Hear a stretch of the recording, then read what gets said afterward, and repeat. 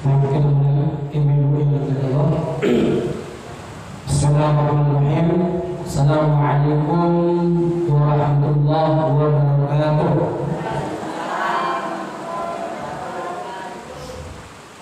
Sehat semua ibu? Alhamdulillah sehat. Alhamdulillahirabbil alamin. Wahdahu wassalatu wassalamu ala asyrafil anbiya'i wal mursalin sayyidina wa maulana Muhammadin wa ala alihi wa ashabihi rasulillahi alaihim ajma'in, amma ba'd.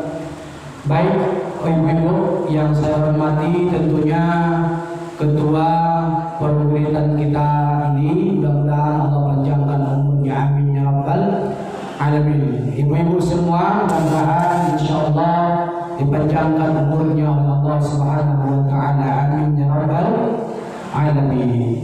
Baik ibu-ibu, kita lanjutkan kajian kita yang kemarin. Kemarin kita sudah sampai apa ibu-ibu?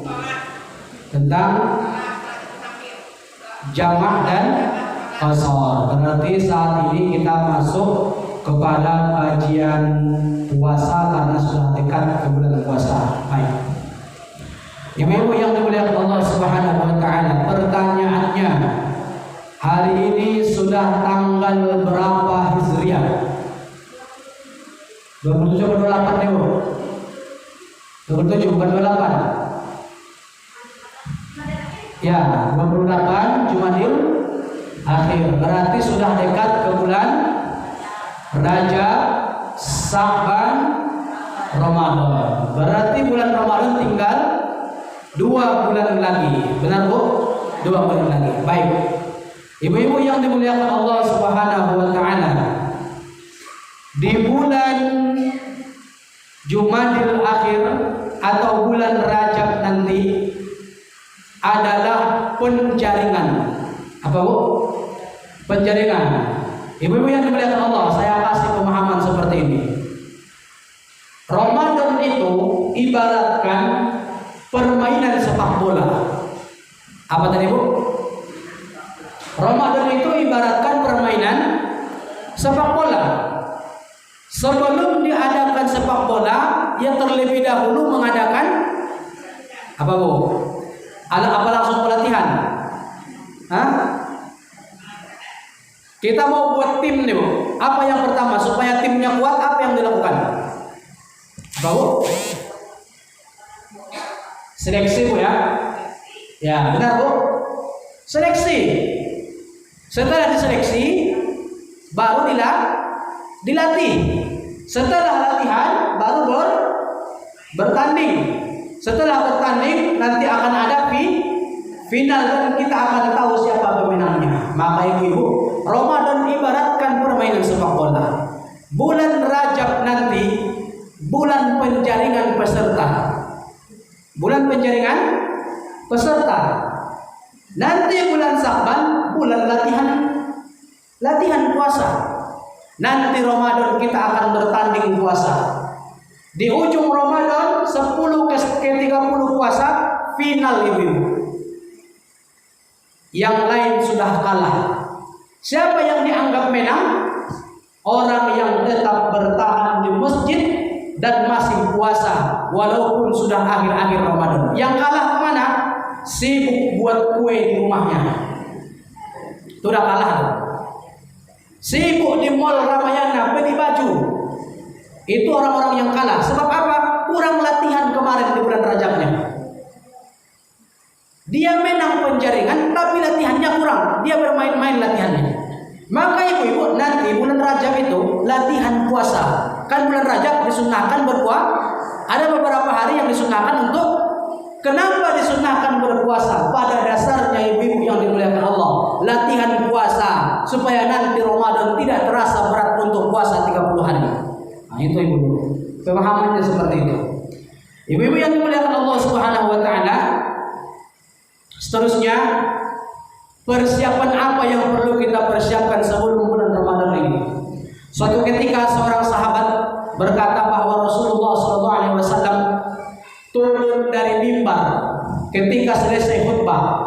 Zaman dulu ibu-ibu, mimbar itu punya tangga 1, Kalau zaman sekarang mimbarnya nggak pakai tangga, banyak di masjid-masjid nggak pakai tangga mimbarnya. Zaman Nabi mimbar itu pakai tangga. Di kampung-kampung biasanya ada tangganya, Bu ya. Benar, Bu? Mimbar di kampung-kampung ada tangga kan? Nabi selesai khutbah, Nabi turun di tangga satu. Apa kata Nabi itu? Ya Allah, jangan terima puasa orang yang belum minta maaf kepada kedua orang tuanya. Itu kata siapa? Kata Nabi. Apa kata malaikat? Amin ya Allah. Nabi yang mendoakan, jangan terima puasa orang yang belum minta maaf kepada kedua orang tuanya. Diaminkan oleh malaikat. Turun Nabi ke tangga kedua. Apa kata Nabi? Ya Allah, jangan ampunkan, jangan terima puasa orang yang belum minta maaf kepada suaminya. Dijawab sama malaikat, amin ya Allah. Turun Nabi ke tangga tiga, tangga terakhir. Apa kata Nabi? Ya Allah, jangan terima puasa orang yang belum minta maaf kepada tetangganya. Amin, kata Nabi, kata malaikat. Maka ibu-ibu jangan harap sebelum ibu-ibu minta maaf kepada orang tua. Andaikan saat ini orang tua sudah tidak ada, caranya bagaimana ibu-ibu? Bacakan surah Al-Fatihah 30 atau ziarahi, jika dekat kuburannya ziarahi, jika tak dekat ya kirimkan surah-surah pendek tadi, hadiahkan pahalanya kepada mereka setelah kita baca. Masih hidup temui mereka, jika jauh maka telepon minta maaf, jika dekat datangi ke rumahnya, minta maaf ya karena puasa sudah dekat. Sebelum minta maaf kepada kedua orang tua, kata Nabi, ya Allah, jangan terima puasanya ya Allah, jangan terima puasa orang yang belum minta maaf kepada orang tuanya. Apa kata malaikat? Amin ya Allah. Doa malaikat ibu-ibu tidak pernah ditolak sama Allah. Doa malaikat sama doa Nabi sudah dikabulkan Allah sebelum matanya berkedip. Suatu ketika ibu-ibu, Nabi SAW dilempari oleh satu kelompok. Apa kata mereka? Engkau Muhammad penyihir, engkau Muhammad pembohong. Mereka lempar Nabi Muhammad SAW dengan tulang-tulang batu, Bapak Ibu, dengan batu, pecah mata kaki Nabi, putus giginya ibu-ibu, patah gigi Nabi, berdarah semua telinganya. Apa kata mereka? Jibril, ya Rasulullah, engkau punya satu doa. Ketika doa itu engkau ungkapkan sebelum matamu berkedip, sudah Allah kabulkan doa itu. Apa kata malaikat Jibril? Doakan kepada Allah supaya Allah hancurkan kampung ini. Maka ibu, kalau doa Nabi nggak pernah ditolak sama Allah. Kata malaikat, kata Nabi, ya Allah, jangan terima puasa orang yang belum minta maaf kepada kedua orang tuanya. Amin, kata malaikat. Tambah diaminkan sama malaikat. Kalau ibu-ibu datang ke saya, datang ke ustaz-ustaz yang lain, Pak Ustaz, saya baru pulang umroh, doakan saya. Nanti di rumah ada doa, datang Pak Ustaz, doa di rumah. Anak saya baru selesai sekolah, nanti di rumah saya doa Pak Ustaz. Datanglah ustaznya, doa, ya Allah, kata ustaznya. Doa segala doa sudah diungkapkannya, belum tentu doanya dikabulkan oleh Allah. Tapi ketika malaikat yang berdoa tak punya dosa, langsung dikabulkan Allah doanya. Maka ibu-ibu jangan main-main masalah minta maaf kepada orang tua sebelum Ramadan tiba. Nggak diterima Allah puasa kita. Yang pertama ibu-ibu.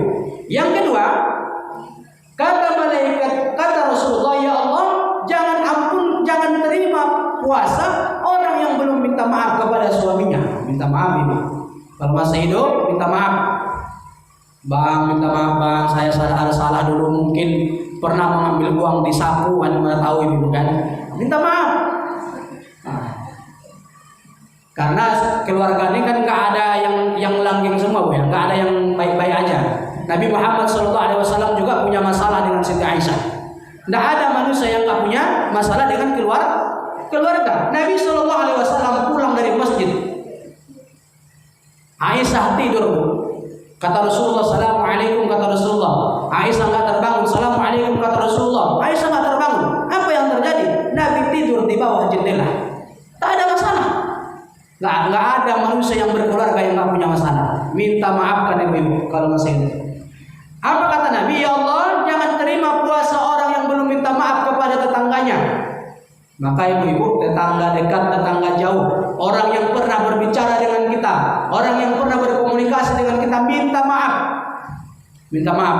Kebiasaan orang-orang kita kalau bulan puasa karena dia malas untuk minta maaf satu-satu ke rumahnya, dibuatnya acara berdoa di rumahnya. Sehingga orang kumpul ke rumahnya, disitulah dia minta maaf. Itu adalah acara yang baik, solusi yang baik. Kalau dia satu-satu ke rumahnya, dia nggak sempat. Dibuatnya acara berdoa di rumahnya, doa menyambut puasa. Orang datang, akhirnya dia di situ minta maaf. Ibu-ibu yang dimuliakan Allah Subhanahu wa taala, ini persiapan yang pertama sebelum Ramadan. Yang kedua, persiapan sebelum Ramadan, ibu-ibu yang dimuliakan Allah. Persiapkan kesehatan, persiapkan bekal-bekal kita nanti di bulan Ramadan. Yang paling penting, persiapkan ilmu tentang puasa. Persiapkan ilmu tentang puasa. Jangan sampai ibu-ibu kita puasa capek, puasa nggak dapat pahala. Sebab apa? Dia orang lain puasa, dia ikut puasa, tapi tidak tahu apa yang dipuasakannya. Maka ibu-ibu, puasa ini terbagi kepada 3 bagian. Orang yang berpuasa terbagi kepada 3 bagian. Yang pertama namanya puasa am atau puasa umum. Kedua namanya puasa khusus. Yang ketiga namanya puasa khusus bila khusus. Yang pertama kita bahas ibu-ibu, puasa umum. Apa itu puasa umum? Puasa orang yang ketika dia melihat orang lain puasa, dia juga puasa. Tapi dia nggak punya tujuan untuk puasa. Hanya sekedar untuk menghilangkan kewajiban saja. Karena saya Islam, saya harus puasa. Tapi dia nggak punya tujuan untuk puasa. Ini puasa orang yang umum, awam. Puasa orang nggak punya ilmu. Maka orang-orang seperti ini biasanya puasanya kurang sempurna. Puasa orang umum ini tidak tahu kenapa dia harus puasa, tujuannya puasa apa. Ini puasa umum. Yang kedua ibu-ibu yang dimuliakan Allah Subhanahu wa taala, ada namanya puasa itu puasa khusus. Siapa itu puasa khusus? Orang yang berpuasa mengkhususkan ibadahnya di bulan puasa. Dia memang benar-benar berpikir, mana tahu Ramadan ini Ramadan terakhir saya. Belum tentu Ramadan yang akan datang saya masih hidup. Belum tentu nanti Ramadan yang akan datang saya masih dihidupkan Allah. Maka bulan puasa saat ini saya harus benar-benar beribadah. Tidak cukup dengan ibadah puasanya saja, tapi dia akan lakukan ibadah sunnahnya. Apa ibadah sunnahnya?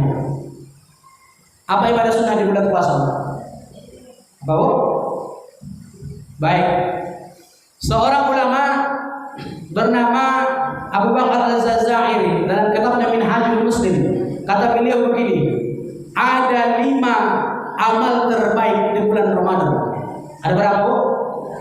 Ada 5 amal terbaik di bulan Ramadan.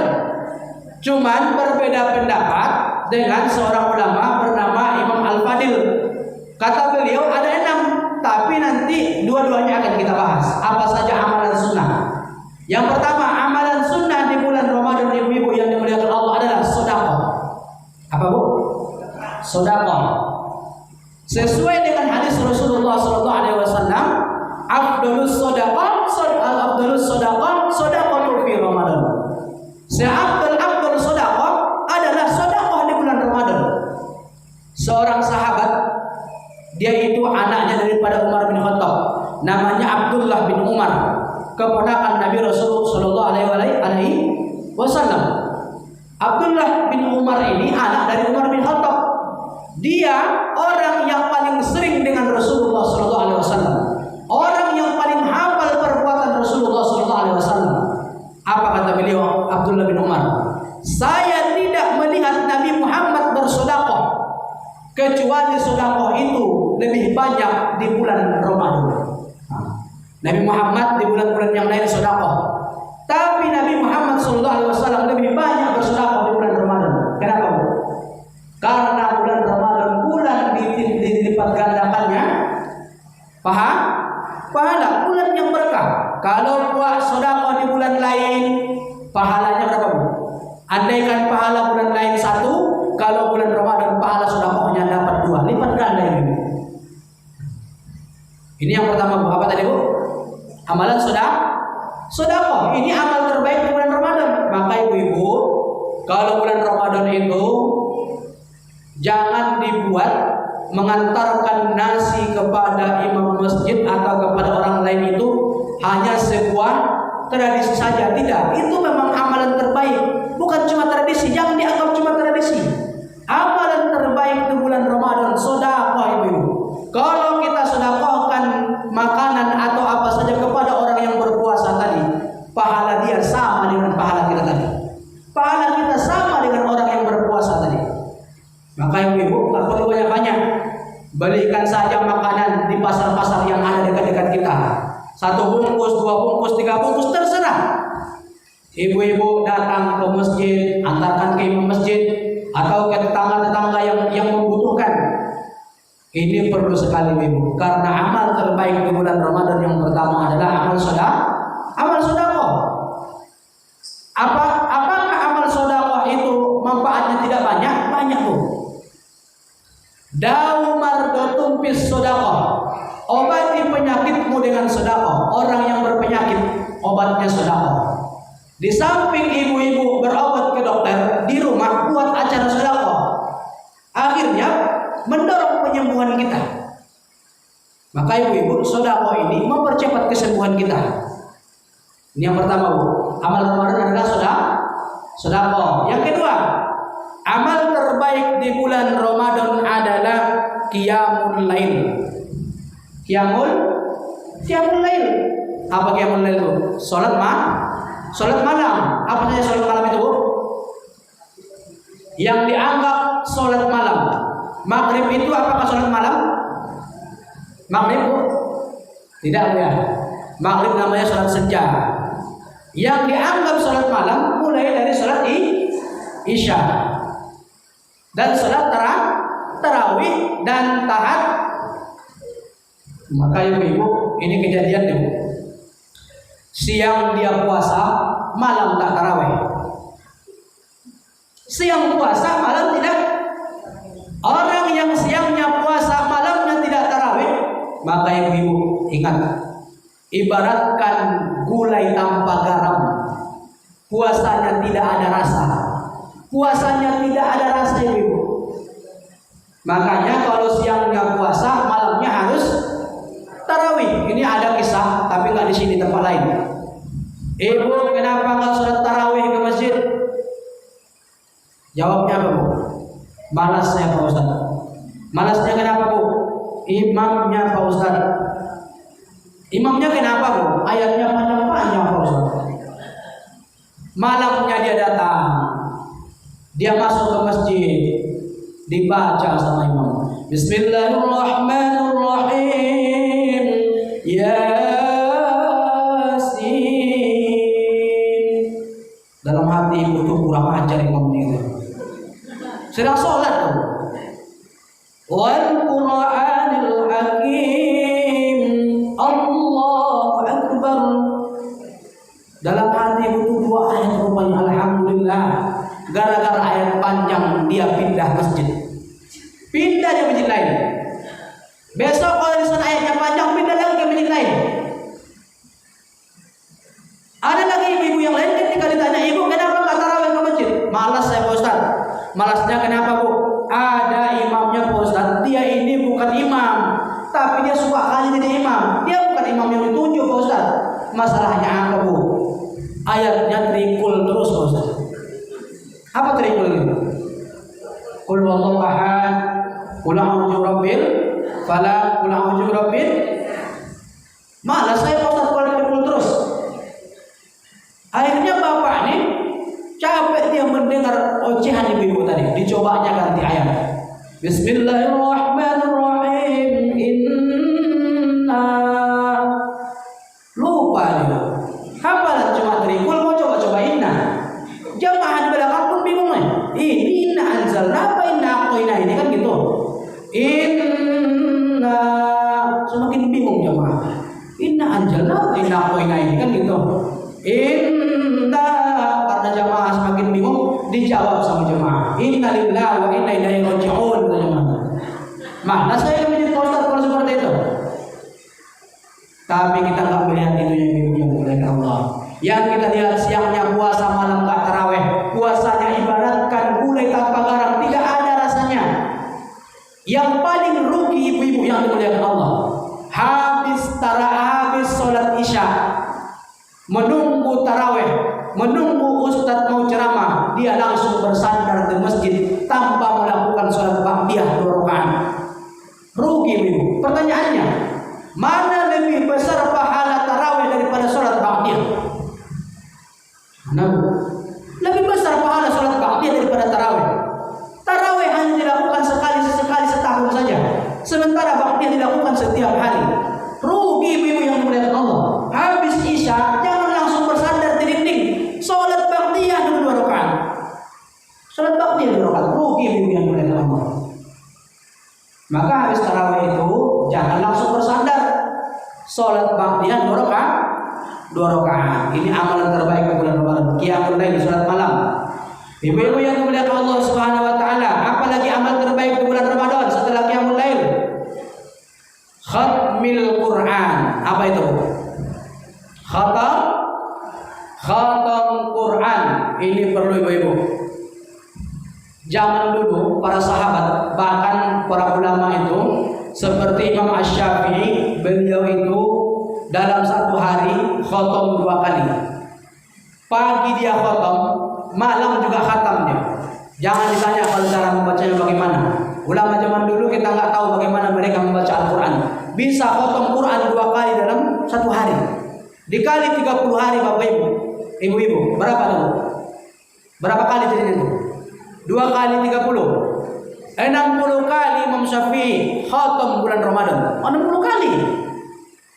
Ibu-ibu perlu kayak 60 kali? Enggak perlu. Paling sedikit berapa, Bu? 1 kali. Ada caranya, Bu? Ada caranya. 1 juz berapa lembar? Berapa lembar 1 juz, Bu? 10 lembar. Tiap habis sholat baca 2 lembar. Dikali waktu sholat berapa kali? 5. 2 kali 5 berapa? 10. 1 juz. 1 hari 1 juz. 30 hari selesai khatam sekali. Kalau yang baca-baca di masjid itu, yang rame-rame itu namanya tadarus, bukan khatam. Itu namanya tadarus. Yang namanya khatam sendiri kita baca, itu baru khatam. Kalau yang di masjid namanya tadarus, saling memperbaiki bacaan. Ibu-ibu yang dimuliakan Allah Subhanahu wa taala, maka khatam Quran amal terbaik di bulan Ramadan. Apalagi amal terbaik di bulan Ramadan, ibu-ibu yang dimuliakan Allah, yaitu adalah berdiam diri di masjid. Itu disebut dengan apa, Bu? I'tikaf. Ada di kisah. Pak Ustadz, saya mau ke masjid, silakan Pak. Mau ngapain? Mau i'tikaf Pak Ustadz. Sejam setelah itu ditengok, rupanya Bapak tuh tidur di masjid. Dikiranya i'tikaf itu hanya berdiam diri saja. Dikiranya hanya berdiam di, yang dinamakan dengan i'tikaf datang ke masjid bukan cuma berdiam di, yang dimaksud berdiam diri duduk dan beramal zikir, baca Quran sambil menunggu waktu azan. Jika sanggup